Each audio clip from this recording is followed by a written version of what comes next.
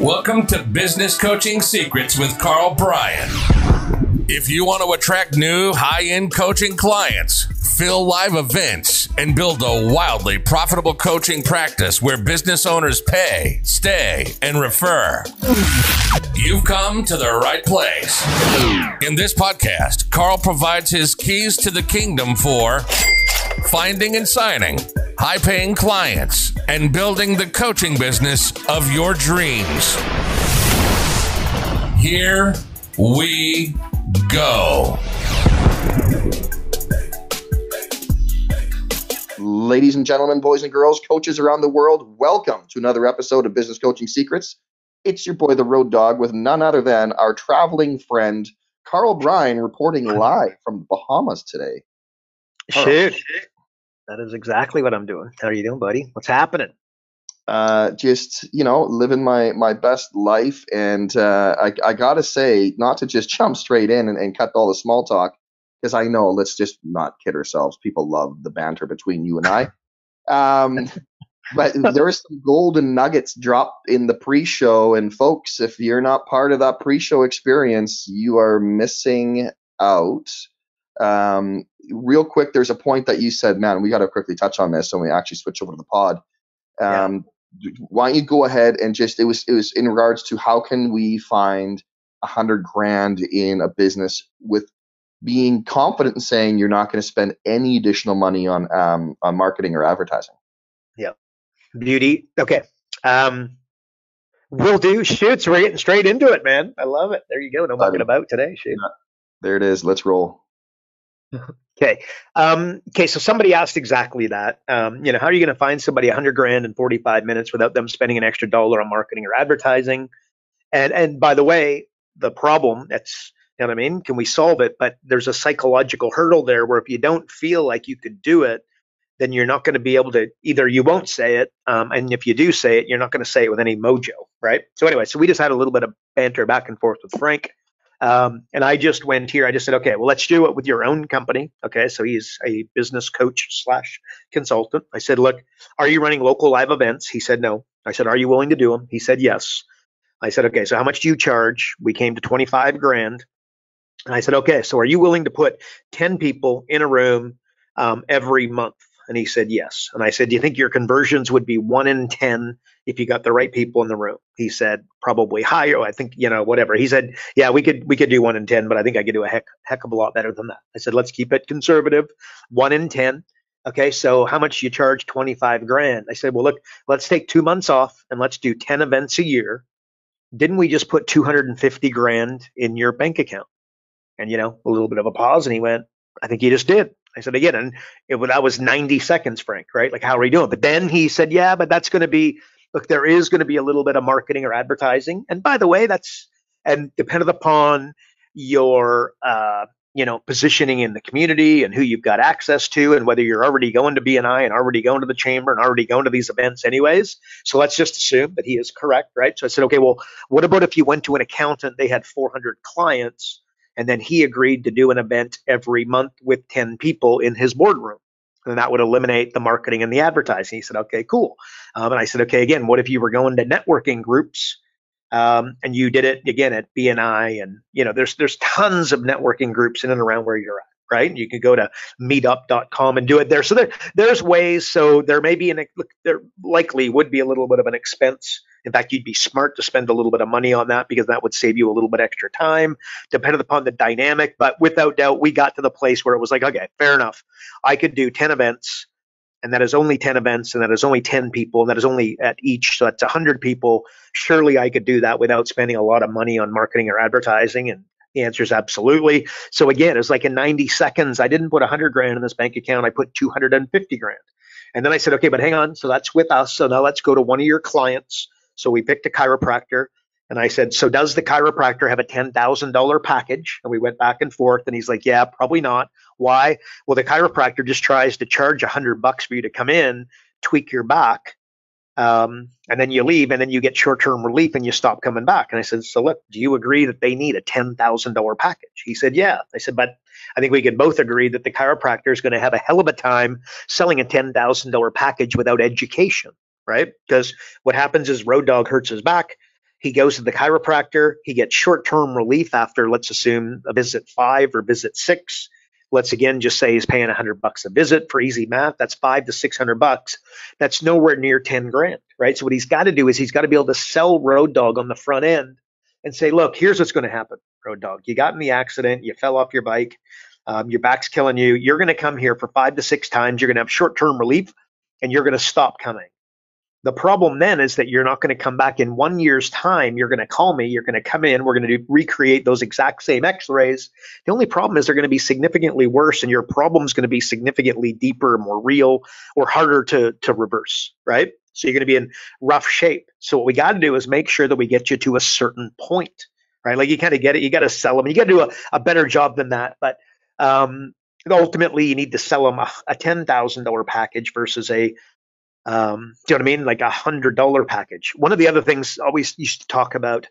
Okay, so Jim McMahon. Okay, if you know Jim McMahon, he was the quarterback of the Super Bowl champion. Bad news, the Chicago Bears when they were kind of like, he's on the front page of front cover of Sports Illustrated. Super popular guy, wore sunglasses. Jim McMahon, awesome dude, right? My opinion. Anyway, so he has short-term dementia, or he has dementia coming, early onset dementia. He has it coming on. And what they did is he went to like this, they just assumed automatically because he played a bit like a linebacker that he had like, what do you call it? CTE, right? Like it was just inevitable. But they did a little bit of homework and they couldn't solve it. One day he went to a chiropractor and the guy tweaked his neck and went, and the way that he describes it, it's like a toilet flushing, right? He's like, oh my gosh. Well, what happened is, basically he wasn't breathing. He wasn't able to get the right amount of oxygen to his brain. And it was, part of, back and neck issues. They made some adjustments at the chiropractor and he would have never had that early onset dementia if he had solved this issue way, way before. So my question, Dave, or Road Dogg as the case may be, in front of the chiropractor, I'm wondering, Road Dogg, do you ever feel tired when you feel like you shouldn't feel tired? Do you ever feel fatigued when you don't feel like you should feel fatigued? Or do you ever get a night's sleep and the proper, let's assume you get 6 to 7 hours a night and then wake up and you're still tired? What are the chances of Road Dogg not answering positively to those questions? One of, if not all of those questions. And then it's like, hang on a second, we need to let's get some x-rays to do. And I think you now have Road Dogg fearful that maybe he's not getting the right amount of oxygen to his brain. And by the way, if he is, it isn't about, creating something, but, Road Dogg's an athlete, run marathons, big guys, lifting all kinds of weights. There's zero chance that Road Dogg doesn't have a little bit of neck, back, hip issues that could get a little bit of work from a chiropractor, right? We all agree on that. Hopefully you could. So that becomes part of, and I'm going very, very quick. That becomes part of the education. And that's how, you've got to be able to sell this to the individual, because they're not going to go, oh my God, instead of paying $100, I'm going to pay $10,000 today. That's not going to happen. It's going to need a sales process. It's going to need some education. And then where we also went on the pre-show is that one of the things like anti-aging, and I've talked about this on the podcast and different times before, by the way, so apologies if you've heard it, but I think it's really important. Chiropractors should understand that they're in the anti-aging game, right? So example I give is that my dad, he's 82 years old. When I walk behind my dad, I can tell that like he's an old dude. Like I don't need to see the color of his hair or the wrinkles on his face to walk behind him and say, this is an old guy walking, right? He doesn't have, you know what I mean? But he's 82 years old, right? But could he have, the, posture and you know what I mean? Flexibility to do of a 60-year-old? The answer is absolutely. But the problem is once you get to a certain point, you got to reverse it, right? So let's leave that there. The bottom line is he agreed that the chiropractor could have a $10,000 package. Is he going to sell it to everybody? The answer is absolutely not. Could he sell 10 a year? The answer is, if he has hundreds of clients, could he sell it 10 times? Well, that's $100,000 that he doesn't have right now, and 10 very excellent clients. So anyway, so we basically just did that. And you could do that for, a massage, right? Like again, I have somebody who comes by and gives me a massage at my home, walks by my wife when she walks in, walks past my wife when she leaves, because I know Road Dogg's going to jump in with that. But at the end of the day, again, she charges $100, right? She needs to understand that very similarly, she's in the game of anti-aging. and she could have a very expensive package as opposed to doing $100 onesies, twosies. So Road Dog, how do you find 100 grand? Again, it's not that it takes me 45 minutes. I can only do it in about 90 seconds for the average business owner. It's just that easy to do because they're not doing this stuff. And what about an upsell? We also talked about a business coach. Do you know anybody who sells websites? It's yes. It's like, can I agree that it's 10 grand for a website? Says yes. Could I agree that you could have 5,000 up to 10,000 if you literally walked them in with a red carpet? And rose petals to walk on? They said yes. Okay, so if we sell 10 websites a year, isn't that 50 grand? And by the way, if you don't feel comfortable with those numbers, just half it to 2,500. Now it's 25 grand. Do 4 times as many and you're at 100 grand. And if not, do 3 other things. So there you go, Shoots. That was probably pretty quick for our listeners, but hopefully they're picking up what we're putting down. It's really easy to find somebody, real, tangible money. And that's one of the, there's a bunch of other ways we could do it, but that's one of them. So what do you think, Shoots? Is that what we talked about? Any blanks? Yeah, we talked about it. There's so many different ways of going about it, and it really just comes down to once you find your, it's no different, dude, than the old school the presentation, the how I can find any business, that 100 grand, that old school presentation. You pick your 2, 3 different ones, and even while being conservative, it's amazing how much money you can find for a business owner without really trying. But anyways, because they're making a mess, right? They're just not doing any of these things, right? When you think of the Jumpstart 12, which that presentation you're referencing, right? Like again, we just go through the 12 areas, and if they're not doing any of them, they don't have an upsell, they don't have a downsell, they don't have a cross sell, they don't have a proper upfront offer, they don't have a market dominating position, they don't have a drip campaign. You know what I mean? They don't have any of these things. So if you put 1, 2, 3 in place, it'd be a very different business for the individual, but we make it hard. It is really just also identifying, just knowing and understanding who your audience really is, right? Like I'll give you a great example. I'm curious on your thoughts on this. So I'm working with just a local company in Vernon, and Vernon to Kelowna. You have to appreciate and understand geography and what your local market is like, because even the difference between Vernon and Kelowna is quite different. It's just like saying, well, Vancouver and Toronto or LA and New York are exactly the same. No, they're not. You're going to market very, very differently in both of those markets. But in Vernon, so these guys, they've been marketing and advertising on the radio and everything else. And their whole thing now, these younger couple, they took over a long, like 47-year-old business in town. And they're so much cheaper because they don't have the huge overhead of big marketing or staff or any of that. But the problem, and what I made them aware of, was, yeah, well, you know what? When something is too cheap and it sounds too good to be true, no one's going to believe you. So you need to either position that inside of your messaging, or you need to just be more expensive, and you're going to sell more. As crazy as that sounds, what do you think of that? 100%. Look, it's the old, you got a jacket, you got a retail shop and you got a jacket and it just won't move. And it's like, well, how are we going to sell this thing, right? Had it, half off, had it this, reduced 20%. And it's like, how much did it, sell it at full retail? Well, let's just call that $250 for the sake of the argument. And the solution is make it 500 and make the 500 noticeable. So when people walk by, they're like, and we'll assume 500 is a really expensive jacket, right? So just double the price. Well, yeah, but again, it's also their messaging, right? And that's the whole thing. But it's fascinating when you start getting into some of these smaller businesses. Just they don't know what they don't know. Like I'll never forget, and we're totally off tangent here, but I'll never forget when you and I did our first live event together. You sent me over the slide deck, and I was like, you're joking me. And all you said to me was, trust me. And I was like, okay. And sure enough, well, I ended up closing everybody in the room. But what was crazy is just how when they just lit up. And I couldn't believe it. I think as coaches and consultants, somehow we love to make it seem as if we need these huge game-changing ideas to have an impact on a business, when quite honestly, it's the opposite. It's just such basic entry level stuff. That's it. When the baseball player making 10, 20, 30, 40, what's the new, you know what I mean? Like, gosh, there's that contract in the summer that Like what was it? Like 500. I don't even know. It was like $500 million. No, it was 750 million, wasn't it? Anyways, when that guy falls into a slump, the batting coach doesn't say, you know what, you've been batting left-handed for so long, you got to become right-handed, or you've been hitting home runs, you got to start to bunt. Like that's just not what happens, right? You got to, you know what I mean? You got to change the way that you hold the bat. That's not, you go back to the fundamentals. You go to, watching tape of you hitting, when you were hitting your best and you 10, you know what I mean?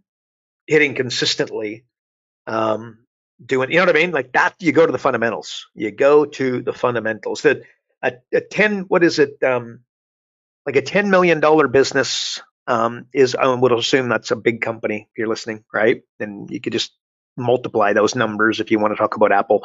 But basically, a $10 million business is the average person with laser-like focus, right? That's it. And again, it's a $10 million business versus the $1 million business. The $10 million business generally is going to be more simple, and it's going to have simplicity, whereas the $1 million business is going to have more complexity. And we'll assume the $1 million business that's struggling to get to 2 million. So simple scales, complexity does not. So always the fundamental shoots. It's always funny that way. Always the fundamentals and always predictable, right? What's interesting, and oh man, here you go.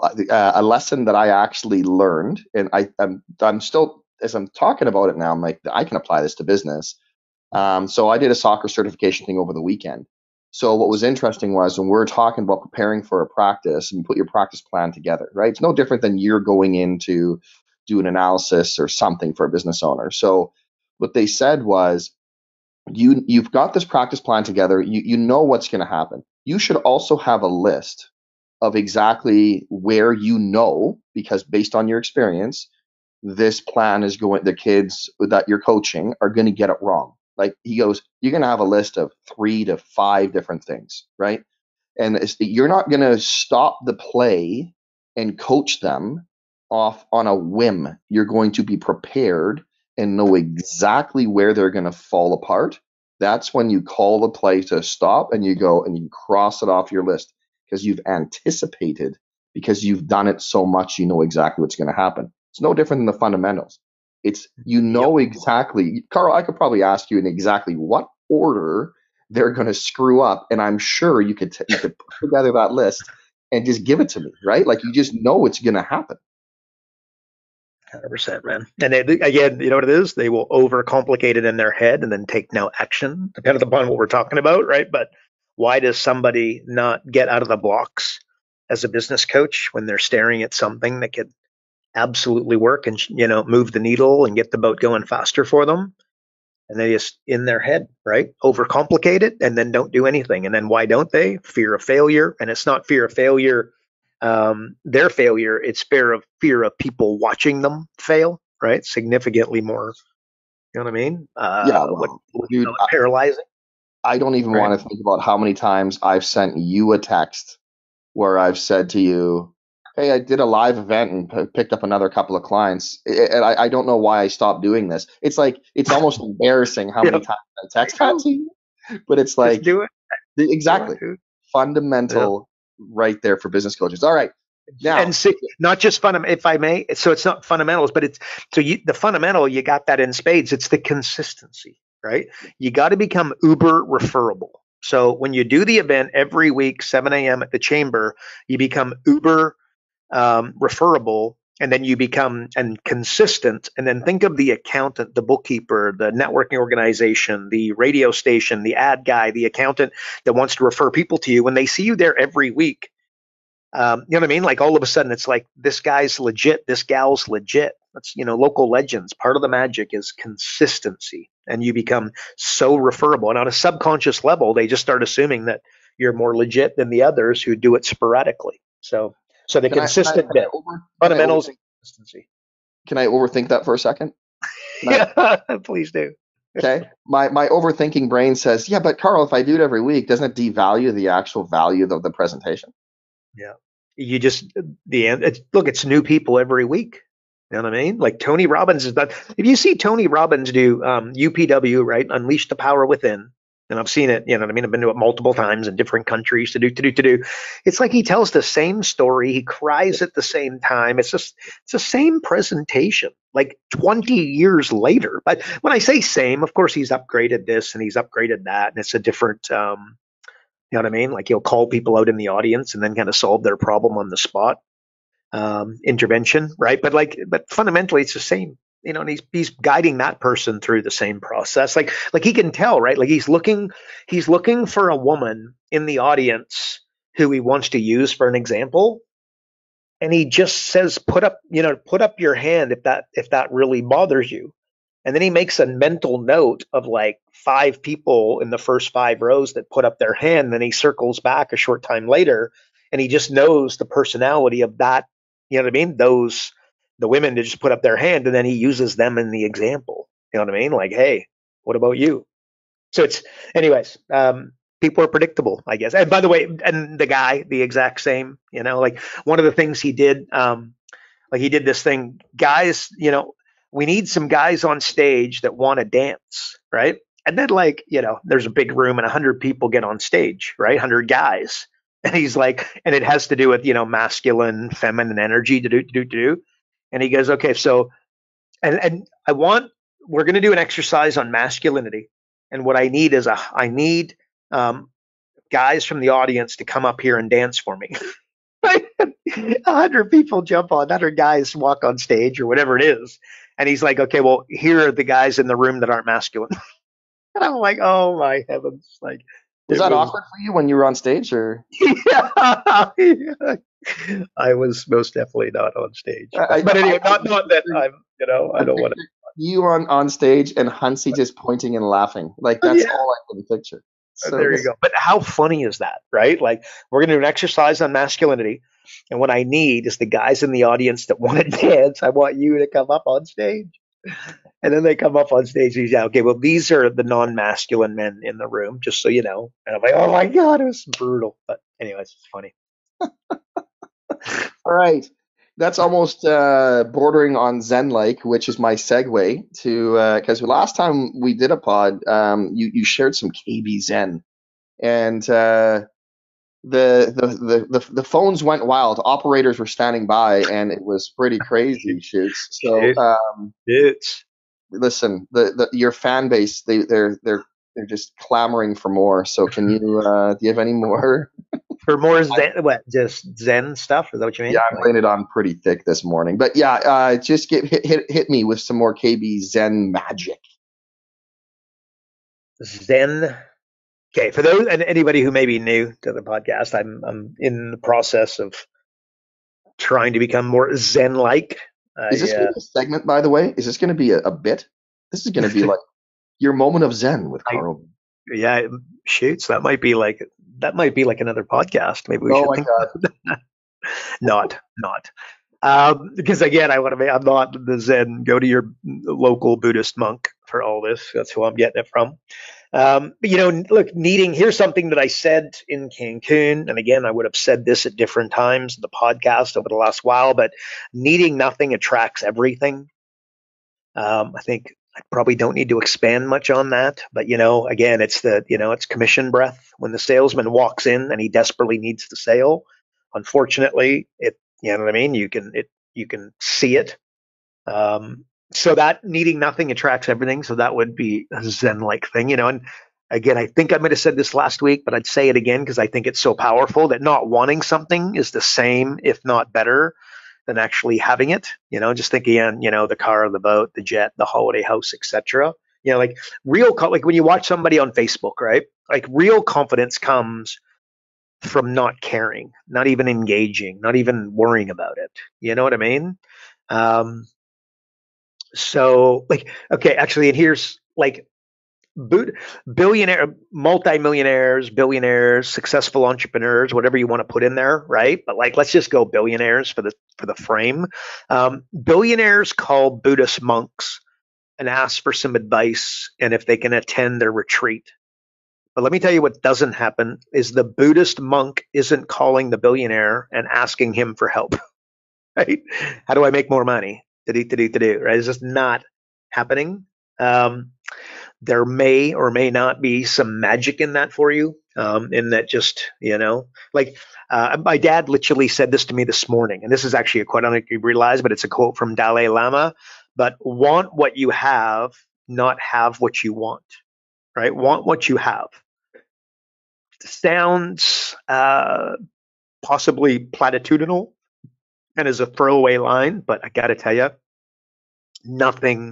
there is no throwaway line. It's like, Warren Buffett, he's got 2 rules. And I bet you, if you're listening to this, his 2 rules. What are they? Rule number 1, don't lose money. Rule number 2, see rule number 1. And people think that that's like comical or like a throwaway line, but those are guiding principles for Warren Buffett, the late great Charlie Munger, and what turned them into, worth, hundreds of billions of dollars. Or are they worth hundreds? I don't know, 150 billion, whatever the number is. It's an obscene number that they could never spend in their lifetime. So might be some magic in that that's not a throwaway line. It's the opposite. So wanting what you have, not have what you want, from the Dalai Lama. Also, I would put it in there. I don't know, Rod. I'm hoping that those listening, this may provide some value. This might be the opposite of what you came here for, because what you're trying to do is get fired up, and you want to go and, you don't need a key to the lock. You just need a hockey helmet, so you can just put your head through the door because you're that jacked up and want to get there. So I'd encourage you to do that. I think that's amazing, and absolutely, that's why I'm kind of trying to become more Zen-like, because I have been that individual for a long, long, long, long time. But so. Hang on, let me grab it. Suffering ends. I think I'm going to make a meal of this, but suffering ends when your gratitude begins. Again, I don't think that's quite. I think there's a saying out there that's rather popular. Sounds a little bit like that, but no doubt the frame. You want to, if you are living with mental anguish, a little more anxiety than ideal. Maybe what you need to do is, instead of making the roadmap and the goal on the dream board and dreaming about the car and the holiday and the house and this and that and the other, what you might want to do is just go to being very, very grateful for what you have. And remember, anxiety, the root of anxiety is feeling unsafe. And by the way, you're listening to somebody who I have absolutely, anxiety and I have a relationship that I don't want, right? Reality is what it is. So the root of it is feeling unsafe. So again, if you're listening to this, or you have a loved one who that they're high levels of anxiety, understand that the root of it, and if you go why a few times, what you're going to do is that there's something that they're not feeling safe about. What is that? Solve that versus trying to solve the supposed problem of making more money and building this bigger company to do.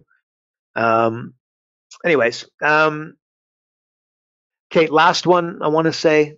Here's something that's been like, okay, the temptation to give up, or the desire to give up, is greatest right before your biggest win.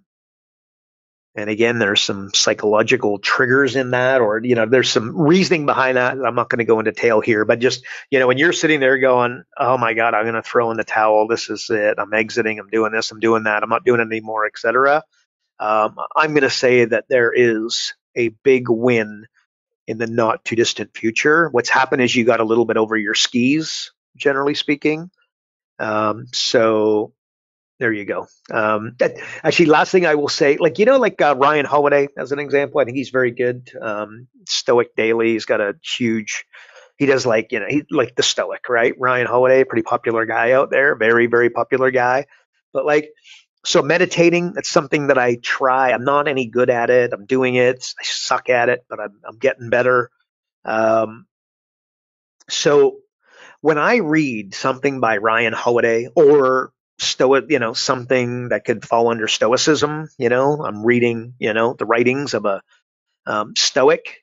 It's like a meditative practice, and what it does is it makes you feel small, right? Because it's just your little problem, whether it be business, personal, to do, is really just not that big of a deal in the grand scheme of things. So what I find that it does when you read Stoic or maybe even we just go high level thoughts.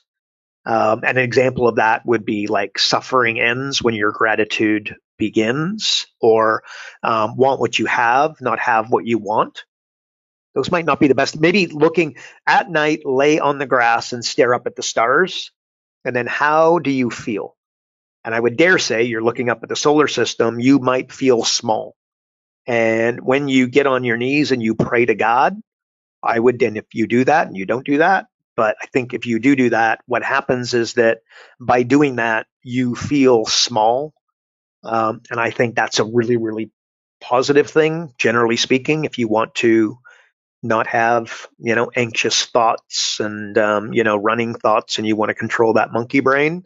That can be really, really powerful. My opinion is that reading Stoic Thoughts and say a book by Ryan Holiday, and he's got a number of them.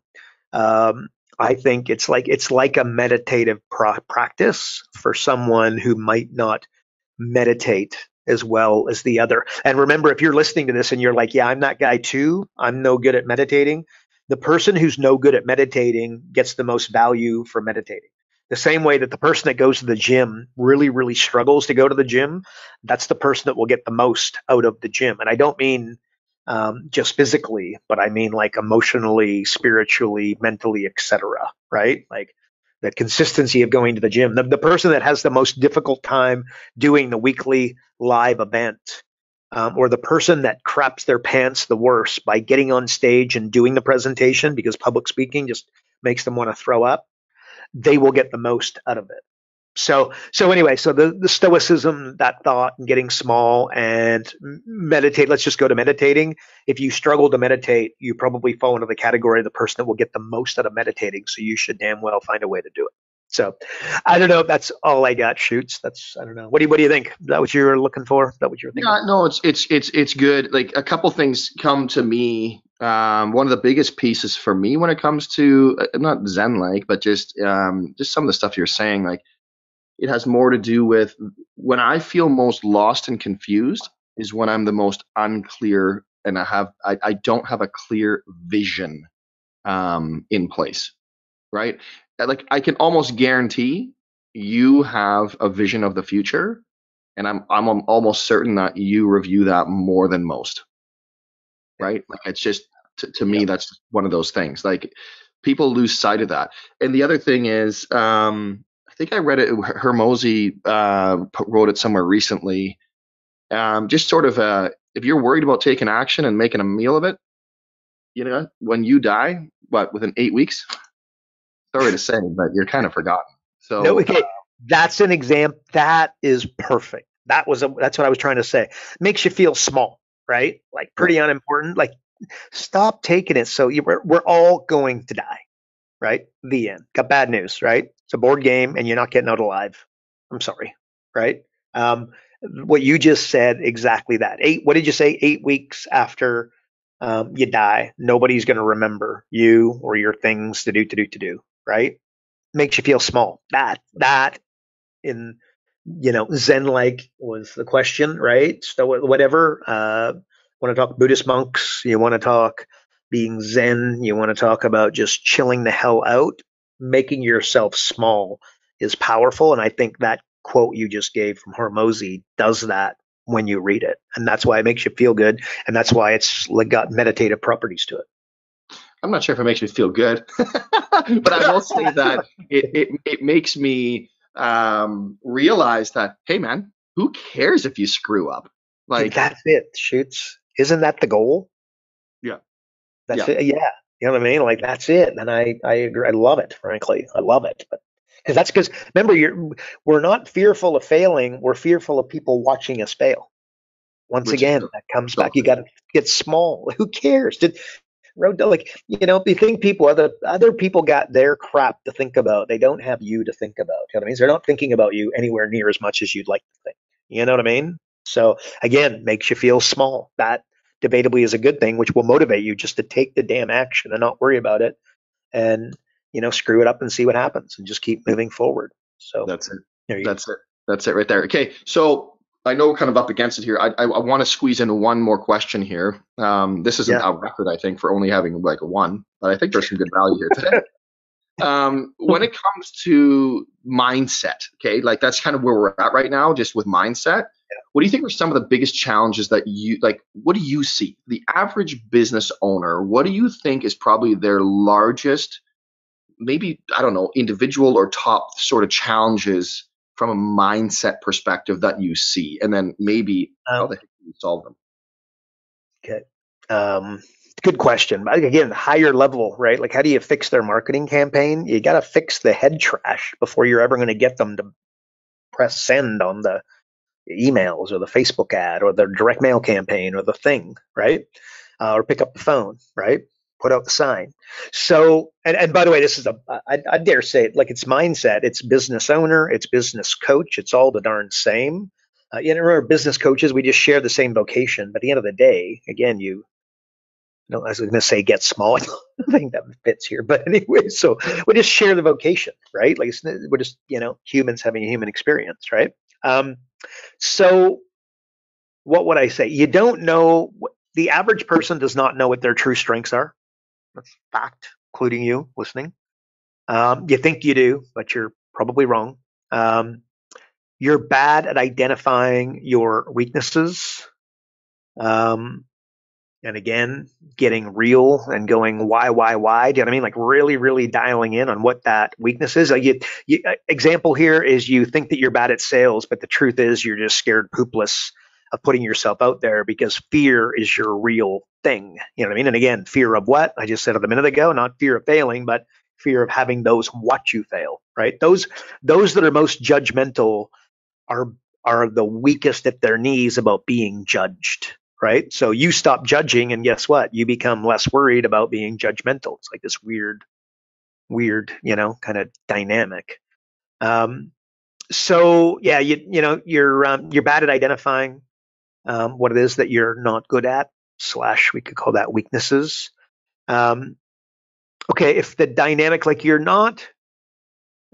are not, you are not, they are not using, the chiropractor's not using real feedback and results to learn the truth about themselves and their actions, right? Like again, you know what I mean? They're looking at the results, but not looking at the psychology behind it when they think they're not good at marketing, but the truth is they haven't actually done a marketing campaign. So how could you possibly be bad at marketing when you actually haven't done any marketing, right?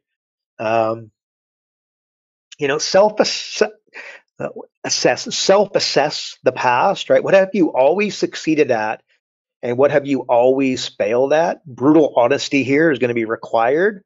But so do that and then direct all of your focus and energy to the things that you've always succeeded in, right? So again, have a look at the things that you've succeeded in and then really drill down on those, right? Don't try to change everything about yourself. It's too hard. Stop, the bad habits and improve work on your natural strengths. Like translation, don't try to turn your weaknesses into strengths is what I'm trying to say here, right? And that I think is a introvert's trying to become the extrovert and extrovert's trying to become more introverted. The highly analytical individual is trying to become a sales expert and the sales expert's trying to, be more analytical, gets really, sees a spreadsheet, goes, oh my God, I got to become amazing at spreadsheets. No, you don't. You don't. But again, work out what you're really good at. Do that by reverse engineering the truth and the results over an extended period of time. Get those that love you around you to give you some feedback there. And I think you're going to find that you might be surprised at what they believe you to be strong and weak at. And again, and by the way, do that with your clients. Say, what do you believe your strengths to be? What do you believe your weaknesses to be? And after make sure you've spent the prolonged period with that individual, and then you give them your feedback and get loved ones around them to give them their feedback. And I got to tell you, generally speaking, you'd be very surprised. They will be very surprised at what comes back, right? Like again, people think they're weak at something, but it's actually just bad habits. So brutal honesty and measurement will give you the answer. And so maybe in some, is it just what are the real challenges you and your clients face? And then you got to go to that and you're going to find it's not a marketing, like why do they hire us? They hire us for marketing problems. They hire us for revenue problems. They hire us because they got a cash flow challenge. Do you know what I mean? Like when you ask them what is the challenge and they give you the answer, that is never, ever, ever. So like maybe 1% of the time they nail it, right? The problem is just, it's 3 levels deep. It's significantly different than what they think it is, and which, by the way, would end up being more mindset related than, you don't have a marketing problem. You've got a mindset problem. I guess that's what I'm trying to say in sum. So, yeah, and shoots all comes down to one word, and that's fear. And they don't, because what I'm doing is I'm going in the face of a business owner who's not achieving what it is that they want to be achieving, right? And then you go, why? And you're going to come to fear. The same way that when I ask you what you want and you tell me, I go, why? Where do we end up? Freedom. But the thing is, Road Dogg defines freedom, and I define freedom, and you define freedom differently. So we got to be able to understand what is freedom to you, right? And then what most people will do is they try to build a big business, thinking that that's going to make them rich, and that is not the way that it goes down. Like, you know what I mean? Like, big business does not mean lots of money. It just does not. Often often big business becomes incredibly vulnerable business where one client, one staff member, walks away. It could put everything in jeopardy. It's not good. So anyway, Shoots, I don't know if that's Yeah, I want to pry a little bit, just for a second. And this is, folks, this is like a one-on-one coaching session here that I'm getting with my psychologist, practicing. What is it? What practical psychologist, Dr. Karl Bryan? Not a doctor. You just play one on a podcast. So when it comes to fear, right? That's pretty much most people's primary hesitation, procrastinator, whatever you want to insert there. Is there a specific type of fear? I guess you say it's looking dumb, essentially.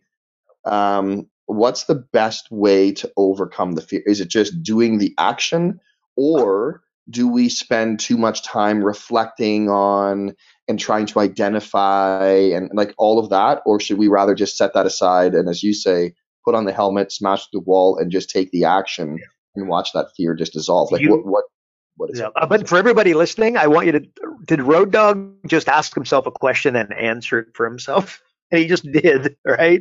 It's because Shoots, like the same way that you define freedom differently than I do, I define fear differently than you do, but it's the same thing that stops me and it's the same thing that stops you. So what we got to do is define what is your fear and what are you fearful of? Because we are both fearful of not failing, but having people watch us fail. But the thing is, there's different, you know what I mean? Like, there's more dynamics to that. So we got to go a little bit deeper. But at the end of the day, the solution, which is what everybody I would imagine is looking for, with 1,000,000% certainty, and you just answered it. What is it? It's just activity. And is it big activity or is it little activity? How do you eat an elephant? One bite at a time. You just gotta, little bites, little bites, little bites, little bites, little bites. You just gotta start chewing, and then you will get there. Do you think so? That's the answer. Do you think that's what it is, though, Karl? Like, do you think it's like, oh, well, in order for me to beat this fear, I need to do something big and bold and dramatic? It's like, no, you don't. Like you're saying, small bites. Yeah, but small bites. So let's go tactical, strategic. But hang on. But again, small bites will get you started. But then we got to go maybe an 80-20 conversation where it's like, okay, but hang on. Running in the wrong direction, looking for a sunset is what Tony Robbins would say. Not the greatest idea in the world, right? So we got let's look at your plan. But I would rather, have an action taker, messing things up and making shit happen, and then redirect the sales a little bit than somebody that's just going to stay paralyzed in their own head, never take any action, then create this awesome roadmap that they're never actually going to do because, again, they got the head trash. So action, and then, but like the action, all of a sudden, the direction and what you should be doing, frankly, well, it becomes obvious if you're paying attention. But remember where I started, right? You don't know what your true strengths are, right? So but when you take action, I guarantee, generally speaking, you're going to end up you will lean toward taking actions towards your strength, right? So have a little bit of faith, just getting your client, you, me, the people listening, right? Just bloody taking action. You'll end up going in the right direction. But But I'm going to make sure we're combating the right thing, and it's inaction is what we have to solve with all of that, right? So anyway, so that's yeah, but defining that fear. But you will define the same way that I define freedom differently than you. You define fear different than I, and understanding what it is that you're truly fearful of will go a long way in helping you, me, everybody listening with the action. So that's Yeah, my it's answer. funny. It's the funny thing is for the last little while, the biggest shift that I've had mentally has been um, there's less sort of specific training, if you will, or courses that's all a sedation tactic, really, for myself. I need this program. I need this course. I need to learn this. I need to learn how to do this better or that better. No, it's not. What I need to work on more is my mental game, and that's it. Like that, the stronger I am mentally, then naturally I will find solutions and or find the right people to deal with it for me. And I think that's been a big one for me that I've been kind of walking down that path lately. So there you go. I love it, Shoots. I love it. And I would go back to maybe what you just said, right? It comes back to the Zen thing. Maybe, maybe not, right? Not everybody's there. I certainly was not for forever. But you know what I mean? Like just needing nothing attracts everything, right? Like So, but when you Carl, let really me ask, understand it, how it's does that crazy. how has that affected you? Like when it comes to results, because that's the name of the game here. You used to be Yep. the hardcore, like go, like you said, head through the wall guy. Yep. Now Yeah. that you're switching that mindset, what are you seeing in terms of results? More efficiency.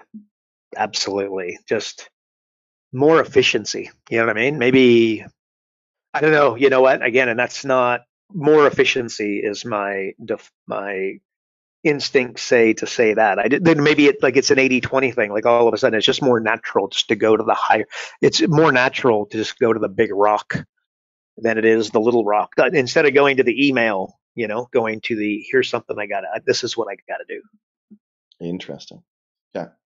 Okay. Because again, that's it can sound woo if I we're know, saying, I know, I know.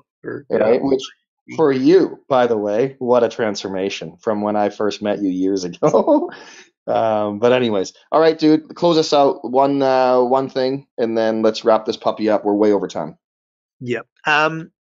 Look, you'd be struggling to get me off the needing nothing attracts everything because I do believe that there's total magic in that, and forget the fact that the Zen component of it. Just forget that.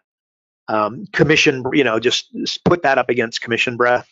And no doubt that just makes perfect sense to anybody listening. Got to be, you got to walk in there like it's already done.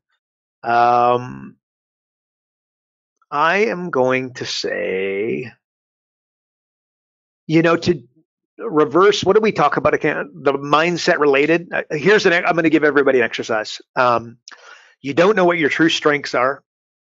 And you think you do, but you're usually wrong. So I'm going to challenge everybody. And you're bad at identifying your weaknesses, by the way. So I'm going to couple those together. But I am going to challenge everybody to go and pen to paper to really write down and ask a few people who care about you around you what they believe your true strengths to be, including clients, not just, the people close to you, because remember, their job is to protect you. So make sure you create that frame where it's not what they're going to do. Be brutally honest at just what your true strengths are. Because again, you might be incredibly influential and then you're feeling non-influential, but the problem is disorganization and lack of consistency as opposed to being influential.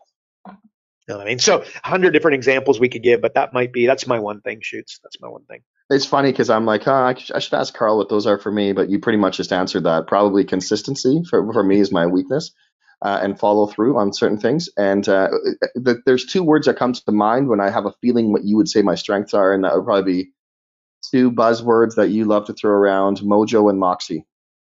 Yeah.